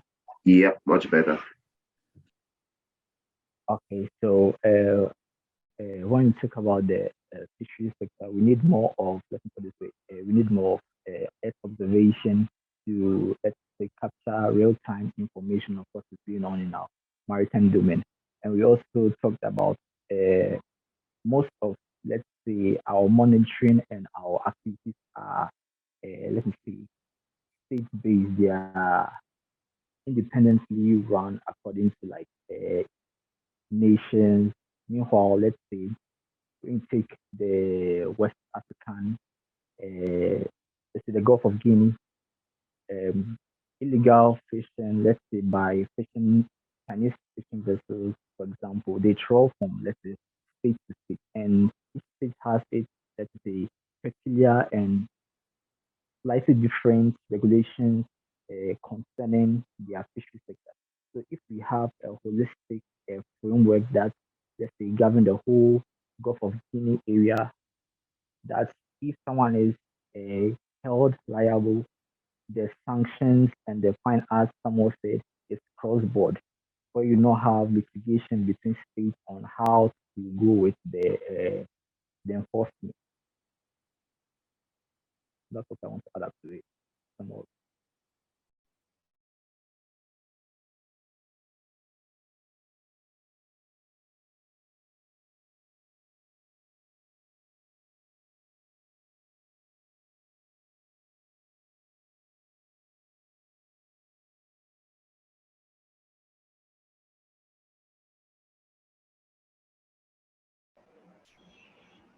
I'm not sure if Anthony is there. Yeah, I was muted. Oh, okay. Yeah. Thanks very much, Benjamin. And your input has been taken down, and we'll come back to it later. And we move to Hassan for their contribution, and we'll come back to you, Benjamin. Thank you very much. Sorry for the misunderstanding. I was part for the group who haven't discussed anything, but I just want to add my opinion to this crucial question. If you accept, if you allow. Yes, Hassan, you can add your opinion, please. Okay. Go ahead. Thank you very much. I've tried to just differentiate the question into two parts, the science part and the technology part. When I talk the first part, which is the technology part, to develop by just thinking about the blue economy development for Africa. To develop our blue economy, we need to just get the technologies that we need to use it. For example, we have to get the developed boats, which help us to just capture the fish that we want and to reach the area that we want to also to fish. And the GPS and these things, we have to just get all these technologies to just capture good amount of fish that we need to have it. The other part, we also, for the science, the other part, which is the science, we need to just have the capacity building to the fishers. We need to give the awarenesses and these things and the knowledge that they need for the fisheries to just develop their career or as well as their performances. And also the scientists, we have to just make the researches unanimously or the country-wise, whatever it comes. We have to increase our researches towards the landings and whatever it's. If we do all this, I believe that we can increase, and also the ideas or the business ideas, we have to just support those who have the blue economy ideas or for the business wise. So by doing all these things, I believe we can enhance our blue economy. Thank you very much. Thank you, Hassan. So I believe you probably have spoken for your group, but any other member of your group who has something to say can still add to what Hassan has just said. Mohammed, maybe? Thank you, Dr. Anthony. And I think Hassan have said it well, so I will remain silent and be listening to other mentees. Right. Thanks, Mohammed. And is there any other comments anyone wants to make? I believe we've gone around the three groups. Is there any other comments before we go into interactive discussion? Samuel, your hand is still up. I don't know if you have something to say. No, I think it's an old hand. All right, good. Okay, so Samuel started by enumerating some very important points, and I believe these are things that affect all of Africa, the fishery sector across Africa. And there are some things which we need to do. I think you mentioned that we need to regulate as artisanal fisheries, because there's a lot of emphasis on the foreign trawlers, and nobody really talks much about the artisanal fisheries. And that's exactly the situation I faced when I was doing my master's research. There was like hundreds of boats, canoes along the shore, and all of these boats are supposed to be registered, but I don't think that they have an inventory of exactly how many boats there are. And so that's a problem, because the effect on the environment and on the fishery resources is not only in terms of how big an impact the trawlers can have at any time, but also the small impacts that a large fleet can have over time. And so you also mentioned that some of these fleets, because they are not well monitored, they can use some dangerous fishing tactics, like maybe using chemicals. And yeah, we also face that in Cameroon. And sometimes they even use blast fishing, which is even worse. So yeah, I completely agree with you. But the question I have is this: we need to do all of this. We need to regulate both artisanal and commercial. We need science and technology to help in this. We need to send patrols to go into the fishing boats and monitor, even to go into the foreign commercial fisheries, fishers' boats, and monitor the kind of gear they have and make sure that everything is aligned with our regulations. But the big problem which we have across Africa is this: corruption. How do we ensure that we have all these things done for a prosperous fishery sector that is sustainable, when we know that deep underneath there's this very disastrous problem of corruption?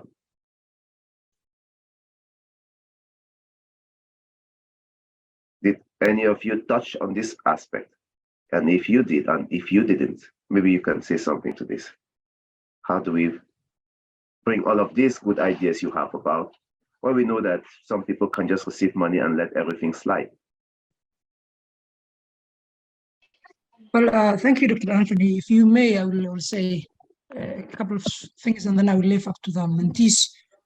Well, I think this question goes to both the government and the fisheries and the fishing community. For example, when you are a fisherman who wants to fish and go into the sea, and you don't have a formal education on which fish to catch, when to catch, and which fish is endangered, which is not, that will be a little bit a problem.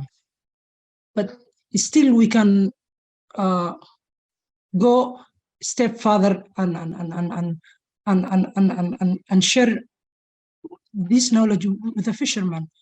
We can say specific season, you need to go into that area 80 miles, 50 miles. You need to catch this type of fish.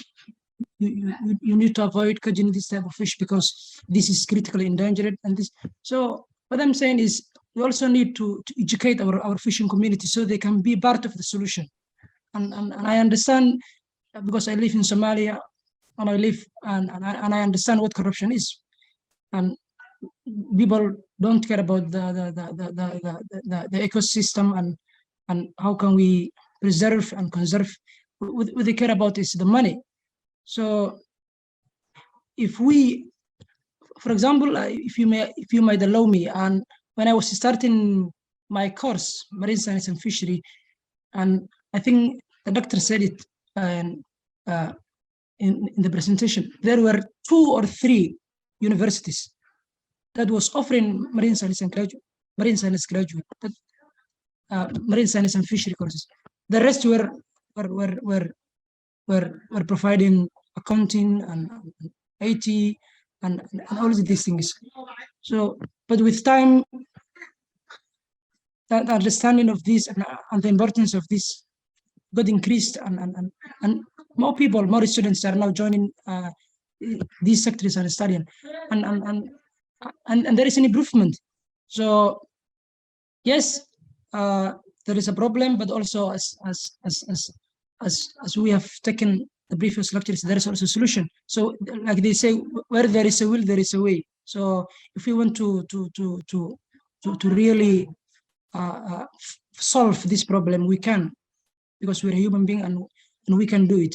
So yes, we need to invest our education, like my brother said. We need to educate our fishing community. We need to come and step forward so that we can have a healthier ocean, and so that we can, yeah. So I think with that few remarks, I will have to end here. Thank you. All right, thank you, Hassan. That's very important, what you just said. We need to increase our capacity, and increasing capacity, it doesn't only mean having university courses, but taking this knowledge and this education to the fishermen and involving them in the whole fisheries management regime or fisheries management framework that is set up. And this is actually the core of the concept of integrated coastal management. We talk of stakeholder interaction and stakeholder involvement. So all the stakeholders must be brought into the table, and bringing the fishermen together, it's one of the very important processes. The thing is, this will be our artisanal fishermen and small scale fishermen. Now, the bigger scale fishermen who are mostly foreign, how do we bring them in when all they want is to catch as much as they can, and they don't really care about your resources, about the sustainability of your resources? All they care about is how heavy their pockets will be at the end. How do you deal with that?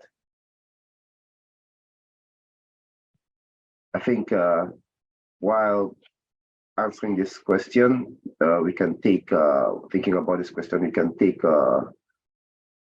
take Benjamin first and then Samuel later. Yeah, Benjamin, have the floor. Okay, thank you very much, Dr. To add up to what Hassan said, I think we also need to create more awareness, not just to, let's say, people within the fishing or fishery sector, but also the general public, because you find that some of, let's say, a canoe might belong to a businessman who is, let's say, a banker, has no direct, let me say, link or knowledge about how the fishery sector works. But his demand is, I invest into this business, I demand to get profit.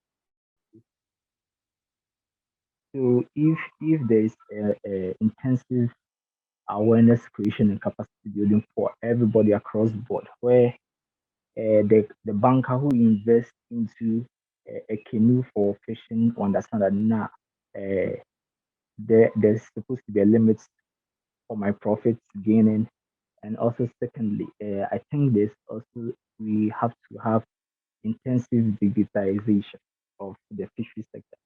And when you let me put this way, when you look at, let's say, the European and the American setting, whereby let's say someone commits a traffic offense, but the individual knows the amount or the fine he or she is supposed to pay at the court or for the fine.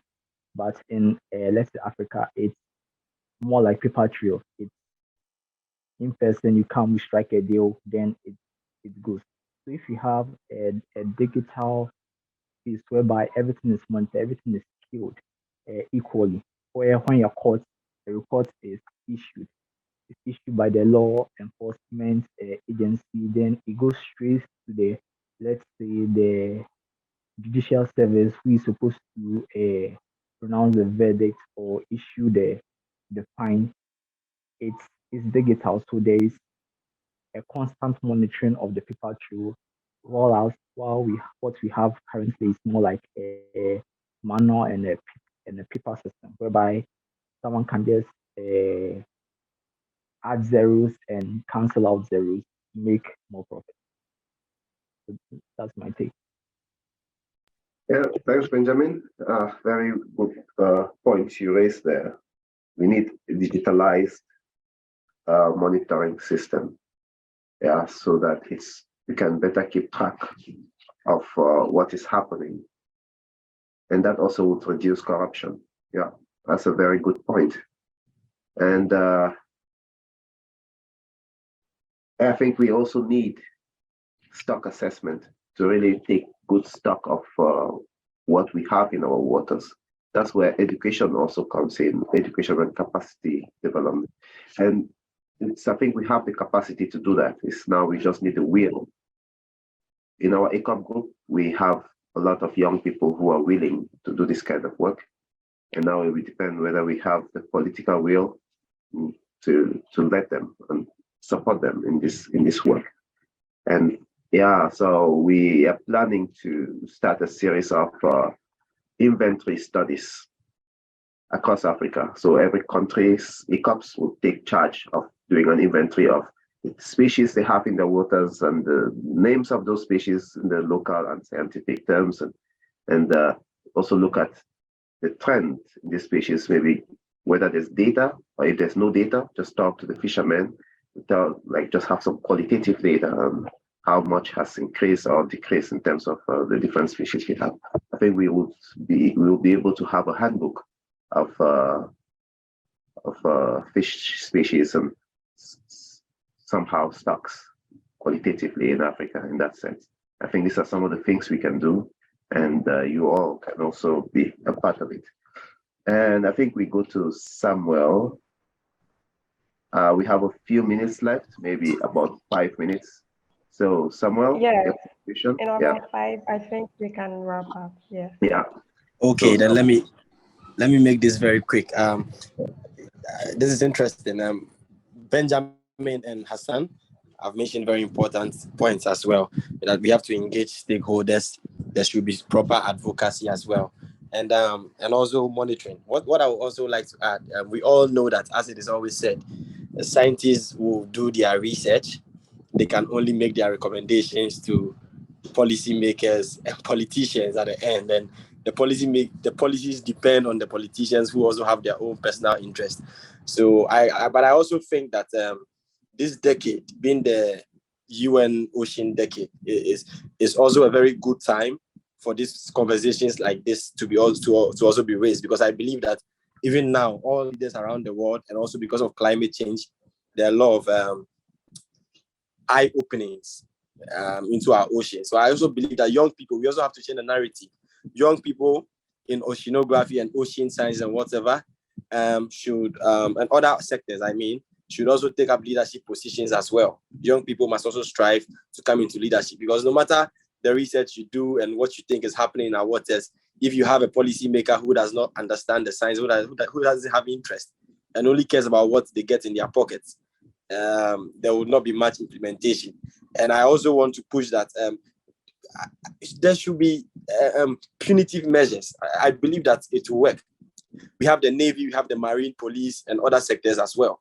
If someone is found guilty of any of these offenses or any of these, I believe they are punished. There will always be corruption anywhere. I even know that there were some issues some time ago that even the fishery observers who have been put on the fishing vessels to record bycatch and to know whether they are doing transshipment and whatsoever, sometimes they even get bribed and they don't even report, but you do that at your own risk. So I believe that if certain things like that are found and people are made to face the law, and there is so much education and advocacy, the story will change. So that is a little I want to add. All right, thank you very much, Samuel. And that's a very good point as well. And I believe that if our blue economy was in the hands of you guys in here, within a few years, we will see some real visible changes. And like you say, we need to find ourselves in position of power. Yeah, and that would require that we begin to really advocate. We begin to really talk and speak up. And I think, like you said, the Ocean Decade is a good opportunity and a great opportunity. And I believe that we also have this great opportunity. I don't know whether these people whether they really understand what they've succeeded in creating, helping to bring us young Africans together, to be able to speak together in one voice. We can really push things forward really fast. And so there's a few things I would like to bring to your attention. First, I'll mention the fact that one point which you mentioned, which was quite important, is to have protected areas. We know that we need these protected areas for conservation, but these protected areas also have spillover effects for the fishery sector. The more protected areas we have, the more sanctuary we have for fish, and then the excess fish, that overpopulation in those sanctuaries, will flow out, and then we have this spillover effect. And then we have more fish. And these protected areas as well will provide more ecosystem services that will be of benefits to the fishermen themselves. And so we need this awareness, to bring this awareness to fishermen. And also we need the will of the politicians. That's the baseline. We need the will of the politician. We need people who actually want to do something for their nations, for their continent, and for the environment, knowing that if we take care of the environment will in turn save us, because we know of the ecosystem services, protection, provision, and all of that. So I will just conclude by bringing to your attention that in this aspect of protected areas and conservation areas, there's a project now which is being launched by the German Ministry on the development of marine biosphere areas. Biosphere areas in Southern Africa. And we got involved, and we pushed for the inclusion of marine biosphere areas, not just terrestrial biosphere areas. And so we are beginning to work with them towards this. So we have more marine biosphere areas in Africa. And these are some ideas which we would be developing in the near future, and that will help. But presently, it's limited to Southern Africa, but we'll be moving to, hopefully, to the rest of Africa soon. So you all have the opportunity, really, at this point in time, to start contributing to really making change. And we also have the opportunity to start advocating and start speaking up and letting our voice be heard by politicians. And as part of our mission at ECOP, we would be having representatives in the national decade committees that are supposed to be established in every country. I understand very few African countries already have national decade committees. So ECOPs have to push that idea into their countries, into their governments, for the establishment of these decade committees. And to be part of these decade committees, ECOPs should be represented in these decade committees, so that things will not just be done as they used to. Because people like you, with the kind of ideas you have, I can imagine you sitting in an ECOP committee with all of those old policymakers who probably would not even care about things like this kind of changes which we envisage. So I can imagine you sitting there and really helping to guide the narrative towards the direction we all want to go. So basically, I really appreciate what you guys are doing, the kind of ideas you have, and I would implore you to start thinking of ways to push your ideas out there. And last, I would tell you that some of these discussions we've had here, we are looking forward to moving these discussions towards a broader audience, moving these discussions to a global audience. And so we'll be having televised debates, which we can publish on our YouTube, ECOP YouTube channel. And instead of having webinars like we currently do, we can be having televised debates. And I think that would have a bigger impact than just webinars. And so I would call upon all of you, if you're not yet a member of ECOP, to kindly register, and we'll be, in the near future, we'll see a lot of change happening in the landscape, in the ocean landscape, and even the political landscape across Africa, because young people are beginning to take back the power that belongs to them and beginning to make the real change. Okay, so thank you all for this very engaging discussion. And I'm so happy that today, at least, you guys could really interact and talk. And so I learned a lot from what you guys said as well. And I look forward to more discussions tomorrow. Okay, thanks. And thanks, Belinda. Okay, thank you so much, Anthony. I think Samuel has some sort of affiliation to ECOP. Oh yeah, Samuel. We had a meeting with Samuel. Sometimes it just slipped off my mind. Yeah. Okay. Yeah. All right. So thank you all. I think we'll meet again same time tomorrow, 1100 hours GMT. I'm hoping by now we are adjusting to the time zone. And tomorrow we'll be looking at coastal tourism. We have a professor from one of the universities here in Accra, in Cape Coast, who will be taking us through that session. So we look at the opportunities and then the challenges associated with coastal tourism and how it affects Africa's blue economy. So thank you all. Enjoy the rest of your day, and I'll see you tomorrow morning. Thank you, Belinda. And we have our first webinar. We have our first ECOP Africa webinar today.